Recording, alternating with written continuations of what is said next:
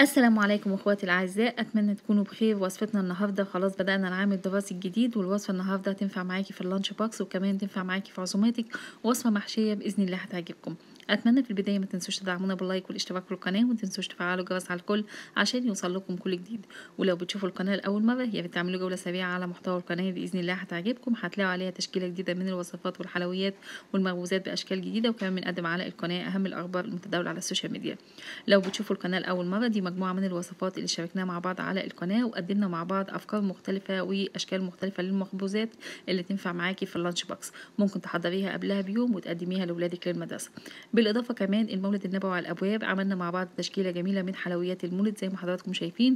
عملناها كمان بدون سكر، وصفات سهله واقتصاديه وتنفع معاكي كمان للدايت. ودي مجموعه مختلفه من الوصفات اللي شاركناها مع بعض على القناه. في البدايه في الفيديو بتاعنا هنتعرف على موعد المولد النبوي الشريف لعام 2022. إن شاء الله سيوافق يوم السبت الموافق 8 من أكتوبر لعام 2022، وده بحسب ما أعلنته دار الإفتاء المصرية. كل سنة وأنتم طيبين. وصفة النهاردة جميلة سريعة اقتصادية بإذن الله هتعجبكم، تنفع معاكي من وصفات اللانش بوكس. يلا بينا على طول نسمي الله ونصلي على الحبيب المصطفى ونشوف وصفتنا عملناها ازاي. وكل الوصفات اللي حضراتكم شايفينها ديت موجودة على القناة. مقادير وصفتنا بسيطة جدا، وزي ما هنشوف المقادير بتاعتنا هتعمل لنا كمية كويسة جدا من الفطاير. أول حاجة في البولة بتاعتنا حطيت هنا مقدار كوباية من اللبن الدافي. بعد كده معلقة كبيرة من الخميرة. بزود هنا الخميرة شوية عشان كنت عايزة الوصفة بسرعة، فهنا زودت كمية الخميرة شوية عشان تختمر معايا بسرعة. ضفت كمان شوية من الملح، رشة من الملح ومعلقة من السكر. بعد كده اضافاتنا زي ما هنشوف هنا ضفت مقدار معلقتين من القشطة او الصور كريم، وممكن تستغني عنه. انا حبيت اعزز من طعم الوصفة شوية، فضفت هنا معلقتين من القشطة او الصور كريم. استخدمنا كمان على المقدار بتاعنا مقدار بيضة واحدة. أنا خلطت هنا المقادير دي كلها مع بعضها عشان السكر والملح يدوب وكل المكونات تختلط مع بعضها. الخل مهم في الوصفة لأن هنا بيخفف هنا من العجين بتاعك وبيديكي هنا نتيجة زي محسن الخبز. ضفت كمان مقدار معلقتين كبار من الخل وتلت كوباية من الزيت. خلاص دي كل مقاديرنا الأساسية في الوصفة بتاعتنا. نضيف بقى بعد كده الدقيق بالتدريج على حسب ما ياخد معايا العجين. انا ما قيمتش كميه الدقيق لان هنا حسب نوع الدقيق ما ياخد معاكي، وهنا انواع الدقيق بتختلف طبعا. ممكن اقولك مثلا كوبايه او كوبايتين، ولكن هنا نوع الدقيق بيفرق في العجن. انا بضيف المكونات السائله كلها مع بعضها في البدايه زي ما شفنا، وبعد كده بضيف الدقيق شويه بشويه بالتدريج لحد ما نوصل لقوام العجين زي ما هنشوف. العجينه بتاعتنا بتكون عجينه متوسطه، مش طريه جامد ولا متماسكه جامد. هنشوف دلوقتي قوامها مع بعض. عجنت العجين بالشكل اللي شفناه، وبعد كده لقيت العجينه طريه في ايدي شويه، فضفت كمان شويه من الدقيق وابتديت اعجن. اعجني العجينه من 10 دقايق لربع ساعه لحد ما تدعم معاكي كده عشان تديكي نتيجه كويسه. عجنتها كويس، وزي ما انتم شايفين هعجنها كمان شويه وخلاص كده النتيجه معانا. دلوقتي هغطيها وهسيبها تخمر. بعد العجينه بتاعتنا ما اختمرت زي ما حضراتكم شايفين تضاعف حجمها، وهنا وزي ما قلت لحضراتكم المخبوزات بتاعتنا هتعمل لنا كميه كويسه جدا من المخبوزات. اخدت جزء بسيط من العجين زي ما حضراتكم شايفين وهنقطعهم على شكل كور. طبعا هنا حجم المخبوزات ده يرجعلك، عايزه تكبري عن كده ممكن تكبري، عايزه تصغري ممكن تصغري. انا بالنسبه لي الحجم هنا والشكل هنا كويس جدا للوصفه بتاعتنا، وكمان هنا انت لو عملتيها بالحجم ده باذن الله هتعجبك. شكلت هنا شويه كده على شكل كور بالشكل بتاعنا ده عشان نشوف طريقه التشكيل مع بعض. الحشوات اي حشوات انت حابه تحطيها في الوصفه دي. انا كان باقي عندي شويه من اللحمه المعصجه في الفريزر، كانوا باقيين من الوصفه قبل كده، فاستخدمتهم في الوصفه بتاعت النهارده. هنشوف دلوقتي الكميه بتاعتهم. كميه مش كتيره ولكن نفعت معايا في الوصفه وعملت لي كمان كميه كويسه جدا من المخبوزات. طبعا هنا ممكن كمان تجيبي شويه هنا صدور الفراخ ولا حاجه وتقطعيها وتشوحيها طبعا ببصل وملح وطماطم وفلفل وتحطيها طبعا في الوصفه. ممكن كمان تحطي حشوات البيتزا، اي حشو انت حابه تحطيه. كمان الوصفه بتاعتنا دي تنفع معاكي حلو وحادق، يعني ممكن تحطي جواها نوتيلا، ممكن تحطي جواها جبنه بيضه وتقدميها لاولادك في المدرسه من الوصفات الجميله.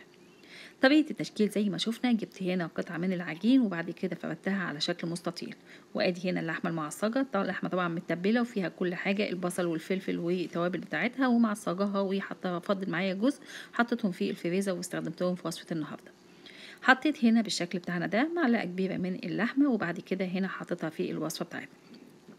هنا وانتي بتقطعي هنا زي ما شفنا مع بعض بنفتها على شكل مستطيل، وبعد كده بنبتدي نجيب سكينة البيتزا ونعمل فيها فتحات بالشكل اللي احنا شفناه في اول واحدة. حاولي تقربي الفتحات شويه من بعضها، ما تخليش مسافه كبيره ما بينهم وبين بعض عشان تديكي شكل كويس. انا بحاول على قد ما اقدر بقرب هنا الفتحات شويه زي ما حضراتكم شايفين. بحط هنا معلقه كبيره من اللحمه وبقفل عليها كويس، والزيادات من العجين من الجوانب بشيلها. هنشوف دلوقتي زي ما شفنا حطيت لحمه، بعد كده زودت كمان على الجزء اللي بعد كده شويه من جبنه البيتزا عليها زي ما هنشوف. زي ما شفنا شكلنا شويه من المخبوزات بتاعتنا. هعمل معاكم اخر واحده هنشكلها مع بعض، وزي ما شفنا عملتها بشكل مستطيل، وبعد كده ببتدي هنا اعمل الخطوط بتاعتنا. ولو نلاحظ انا هنا بقرب الخطوط من بعضها عشان تدينا الشكل المتقارب زي ما شفنا. بقطع هنا العجين بتاعنا بالشكل بتاعنا ده، وبسيب مسافه عشان احط فيها اللحمه بتاعتنا. بحط معلقه كبيره من اللحمه بنفس الخطوات. بعد كده ممكن تجيبي قطعة من جبنة البيتزا وتحطيها عليها، بتدي تزود طبعا من طعم الوصفة بتاعتك. حطيت قطعة بسيطة لأن هنا الخبز بتاعنا مش كبير جامد، حطيت قطعة بسيطة. وبعد كده بقفل عليها كويس، وأي زيادات من الجوانب ملهاش لازمة عشان هنا حشو العجين ما يبقاش ياما معانا. وفي النهاية بقفل العجين كويس وبلف الرول بالشكل بتاعنا ده، وبحاول أقرب الخطوط من بعضها. وصفة النهاردة ممكن تحطيها على الصينية مباشرة وتسويها بالشكل بتاعنا ده. حبيت هنا اعمل لها شكل كده زي شكل الكب كيك، حطيتها في قوالب الكب كيك، الحقيقه فرق في الشكل، وهنا هيديكي نتيجه احسن في الوصفه بتاعتك. لو عندك قوالب الكب كيك ممكن تحطيها فيها، بتديكي نتيجه افضل. حطيت هنا المخبوزات بتاعتنا شويه اللي عملناهم مع بعض في قالب الكب كيك بالشكل بتاعنا بنفس الخطوات.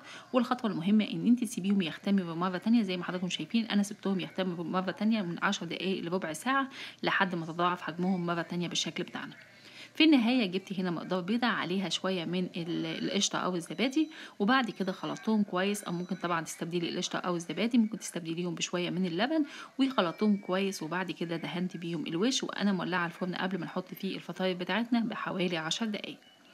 زي ما حضراتكم شايفين وصفتنا كده خلاص استوت، طلعتها من الفرن. شكلها جميل ومميز جدا، وعايزه اقول لكم طعمها حلو، والمخبوزات لوحدها طعمها حلو حتى لو ما حطيتيش جواها حاجه. في النهاية زي ما هنشوف جبت هنا شوية من الزبدة وسيحتهم عشان بس ألمع وشهم مش أكتر. حابة تستغني عن الخطوة ديت ممكن تستغني عنها. كان باقي عندي شويه من الزبده كده فاضلين، فسخنتهم في الميكروويف ودهنت بيهم الوش بتاعنا. وزي ما حضراتكم شايفين الوصفه جميله جدا، جربوها باذن الله من ضمن وصفات اللانش بوكس. هتدي لابنك او بنتك 2 أو 3 منهم، من الوصفات الجميله واللي طعمها حلو، وحشوها مش هياخد معاكي تكلفه كتير. واي حشو موجود عندك في الثلاجه ممكن تستخدميه في الوصفه بتاعتنا. زي ما احنا شايفين كمان المخبوزات بتاعتنا طريه، وكمان هنا قالب هنا الكب كيك فرق الحقيقه في شكل الوصفه ويعطاها شكل مميز ومختلف شويه غير لو حطيناها على الصينيه بتاعتنا. وصفه جميله سريعه اقتصاديه باذن الله هتعجبكم لما تجربوها. اتمنى وصفه النهارده تكون عجبتكم، واتمنى ما تنسوش تدعمونا باللايك والشير والاشتراك في القناه. وقدمنا على القناه كمان وصفات مختلفه لللانش بوكس المدرسه، وزي ما حضراتكم شايفين الحشو جميل جواها والعجينه جميله. ودمتم في رعايه الله وحفظه. انتظرونا باذن الله في وصفات جديده، والسلام عليكم ورحمه الله.